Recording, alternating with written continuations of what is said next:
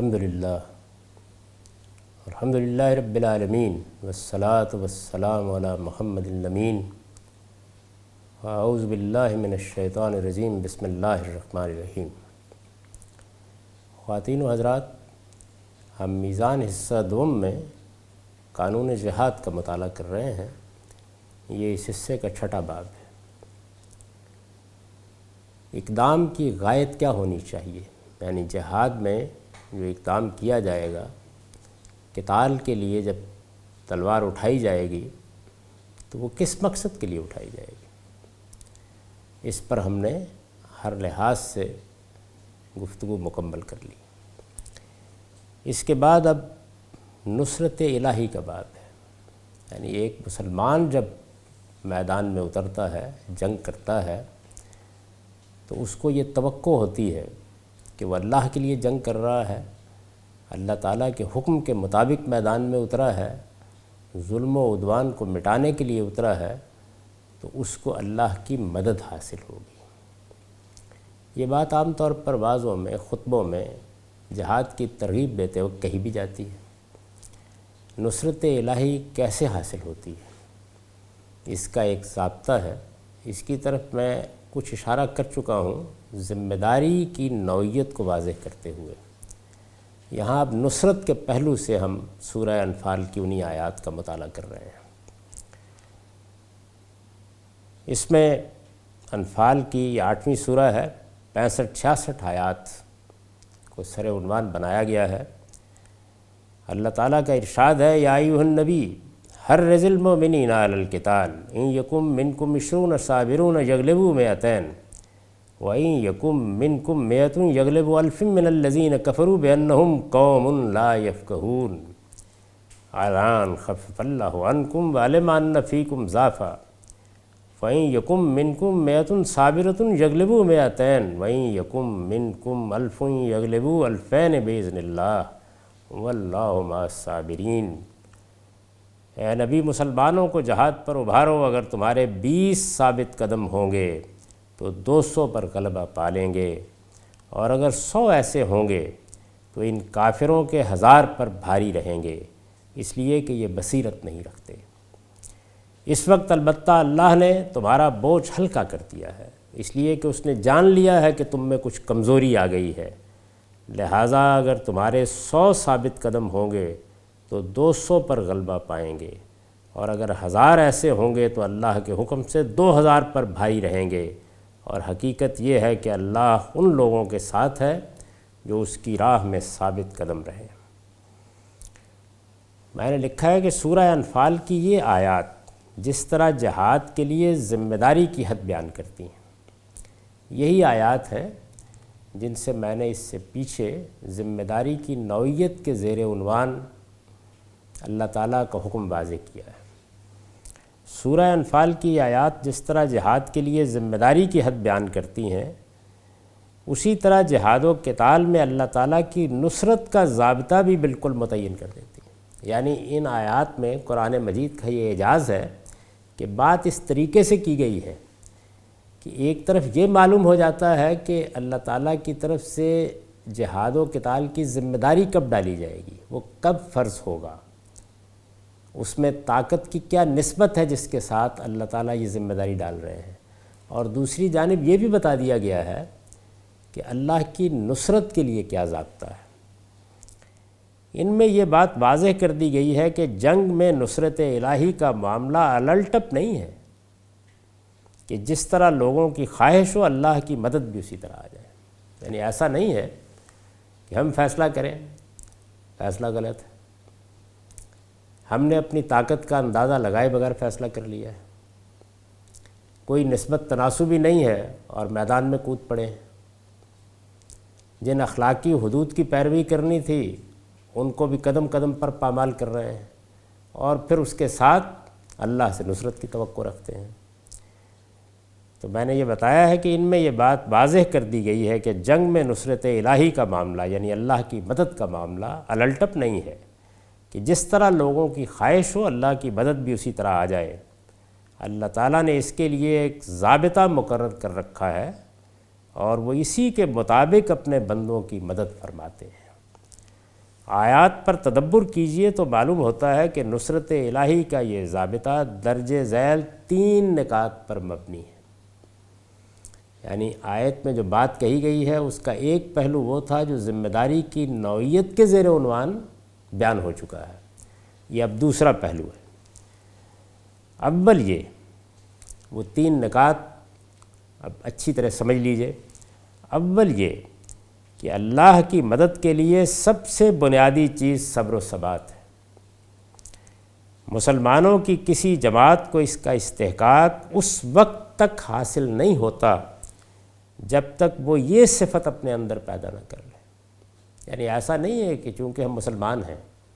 اور چونکہ ہم مسلمانوں کی حیثیت سے میدان میں اترے ہیں،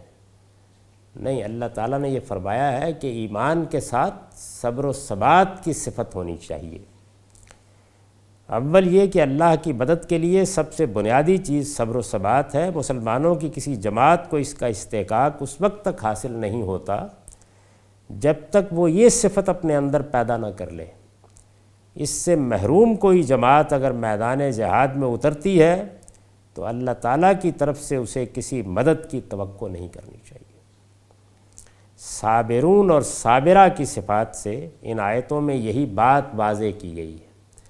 یعنی جہاں جہاں بیان کیا ہے وَمِئَةٌ صابرہ، صابرون اور صابرہ کی صفات سے ان آیات میں یہی بات واضح کی گئی ہے۔ وَاللَّهُ مَعَ الصَّابِرِينَ، یعنی یہ آیات ختم ہوتی ہیں اس پر وَاللَّهُ مَعَ الصَّابِرِينَ کے الفاظ بھی آیات کے آخر میں اسی حقیقت پر دلالت کرتے ہیں، یعنی اور اللہ صبر کرنے والوں کے ساتھ ہے۔ یہ پہلی چیز ہے۔ دوم یہ کہ جنگ میں اترنے کے لیے مادی قوت کا حصول ناگزیر ہے۔ یعنی یہ نہیں ہے کہ کوئی نسبت ہی نہیں ہے، آپ میدان میں اتر کے آ گئے ہیں اور اب آپ کہیں کہ اللہ کو مدد کرنی چاہیے۔ یعنی ہمیں یہ لازماً دیکھنا ہے، اگر ہم جنگ میں اتر رہے ہیں اس میں انسانوں کی جان جانی ہے، یہ معمولی فیصلہ نہیں ہے، تو یہ دیکھنا ہے کہ کیا نسبت ہے اس وقت طاقت کی۔ میں یہ عرض کر چکا ہوں کہ 1:2 رسالت مآب صلی اللہ علیہ وسلم کی موجودگی میں 1:2 ہے جس پر اللہ نے مدد کا وعدہ کیا ہے۔ اس وقت کی صورتحال کو قیاس کر لیجیے۔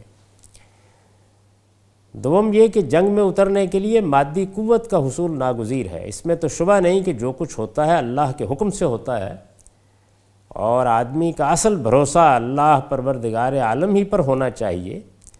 لیکن اس کے ساتھ یہ بھی حقیقت ہے کہ اللہ تعالیٰ نے یہ دنیا عالم اسباب کے طور پر بنائی ہے۔ دنیا کی یہ اسکیم تقاضا کرتی ہے، یعنی اللہ کے کچھ قوانین ہیں، ان کے مطابق وہ معاملہ کرتے ہیں،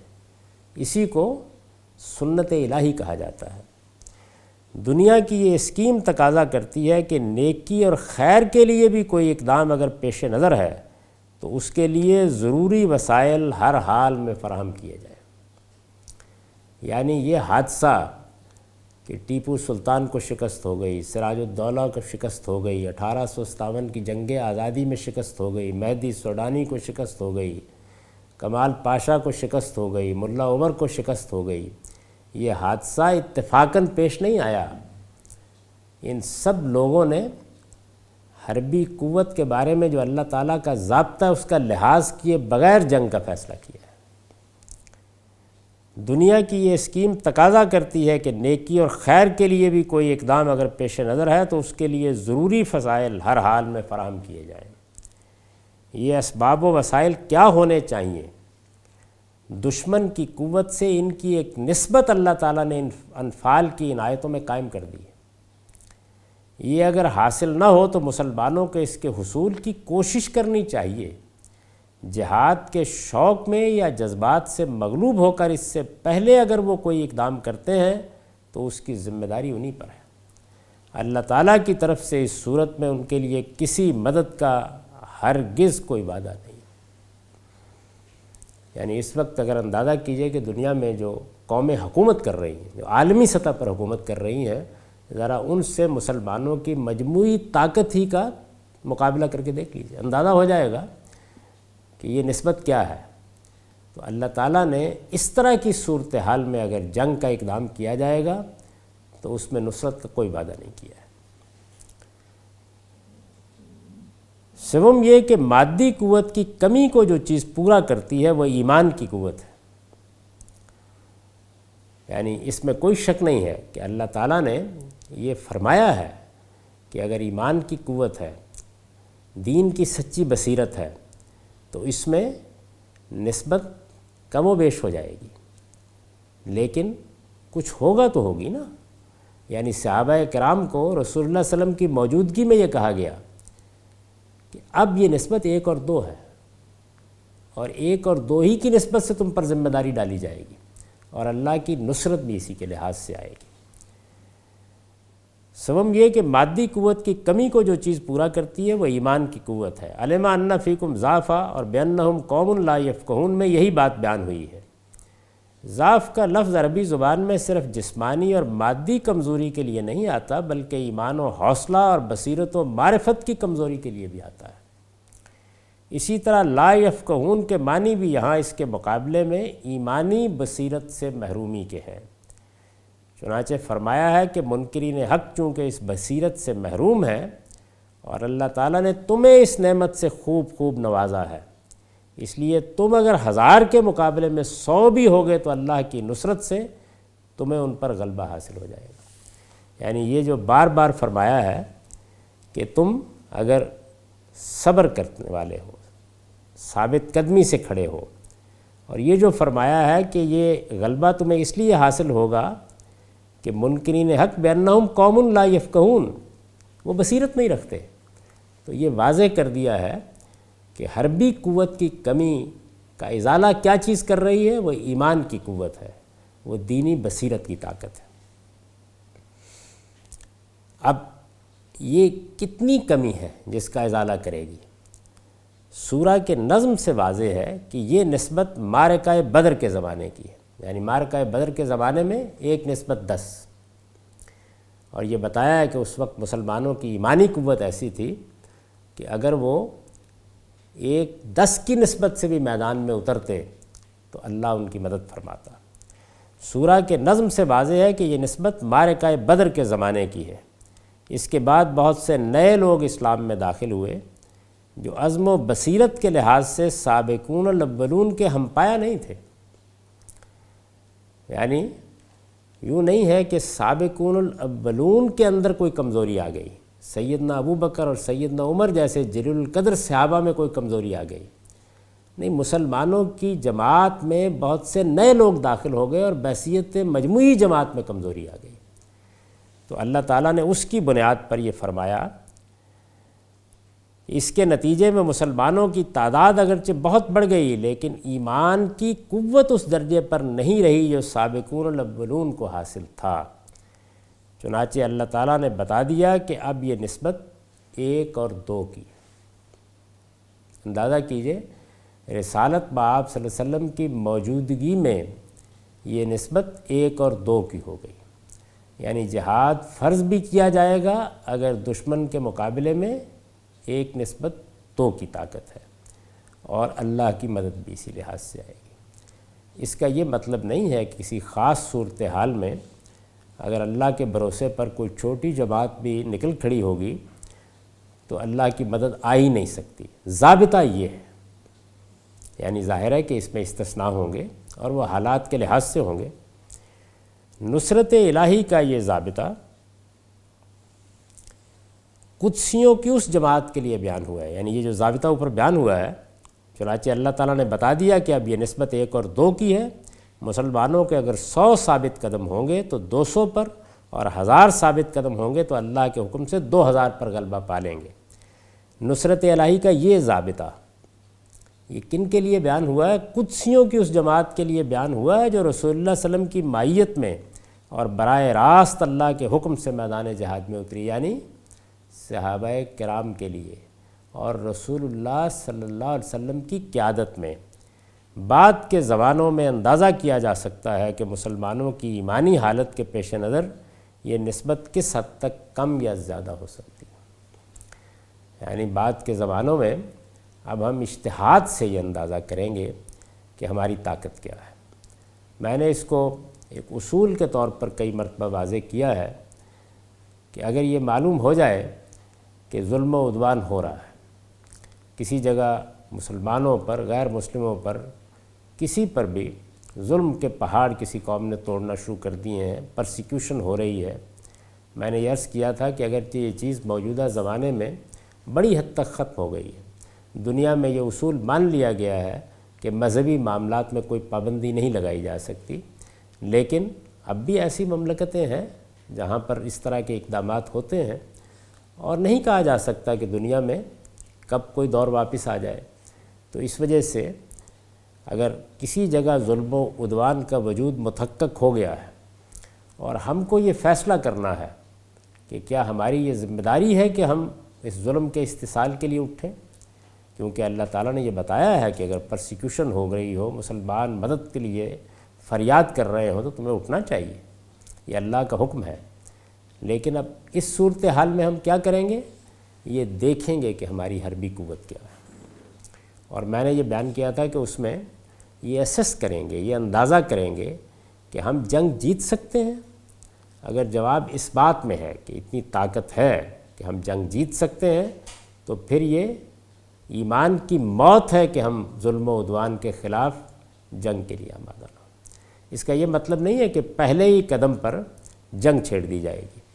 یعنی جو لوگ ظلم کا ارتکاب کر رہے ہیں ان سے بات کی جائے گی، ان کو سمجھایا جائے گا، ان سے معاملات طے کرنے کی کوشش کی جائے گی،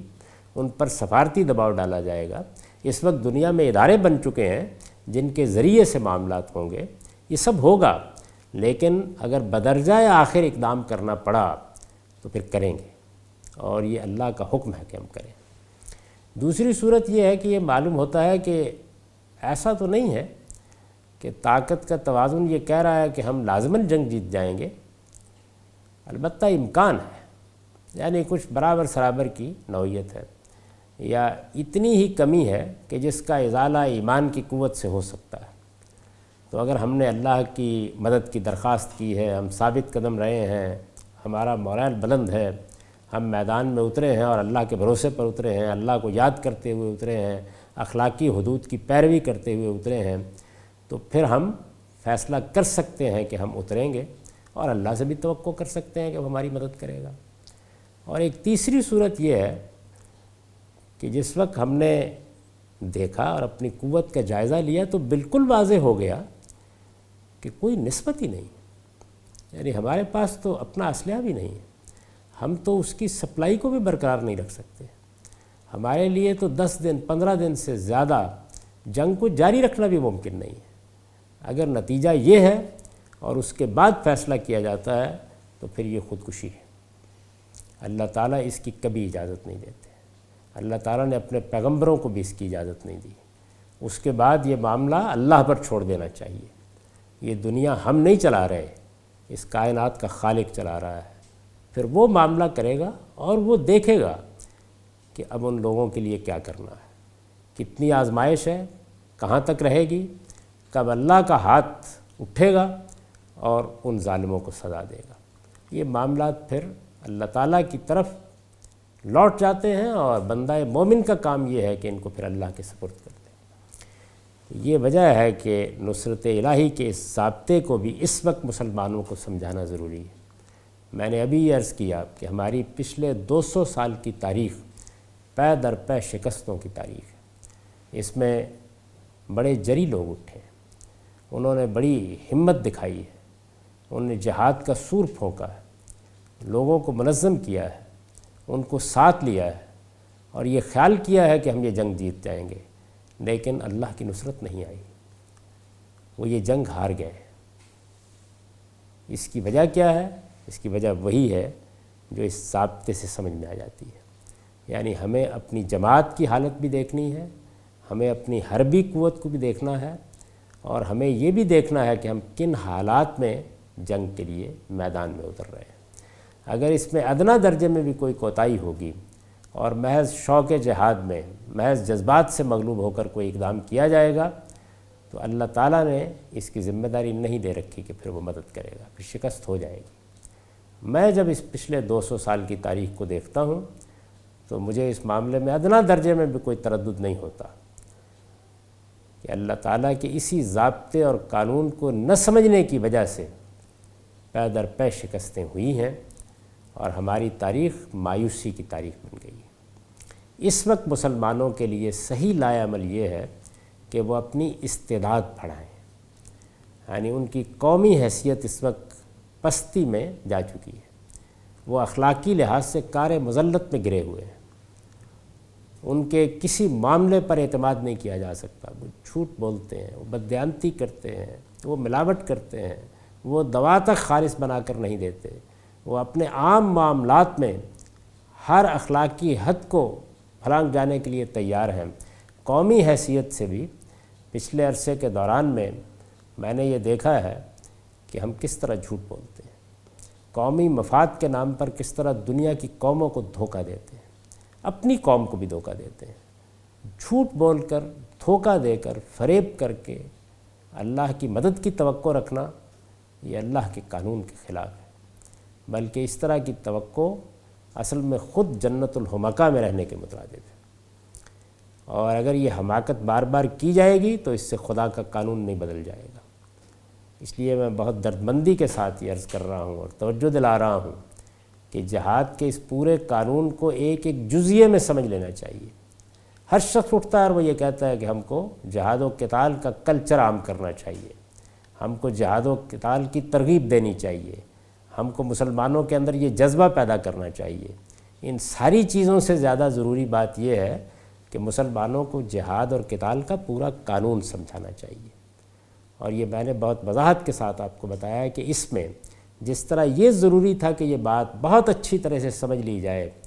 کہ ہمیں صرف ظلم اور عدوان کے خلاف جنگ کی اجازت دی گئی ہے۔ جنگ اب فرض بھی ہوتی ہے تو ظلم و عدوان ہی کا وجود متحقق ہو تو ہوتی ہے، اور یہ ہر حال میں مسلمانوں کے حکمران کے ماتحت ہو کر کی جائے گی، وہ سپر بنے گا تو کی جائے گی، اس کے پیچھے کھڑے ہو کر کی جائے گی۔ یہی اسلام کا قانون ہے،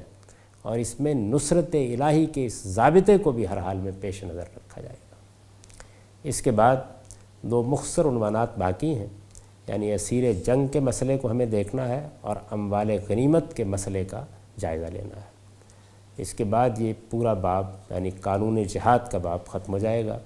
اقول قولی ھذا واستغفر اللہ لی ولکم ولسائر المؤمنین۔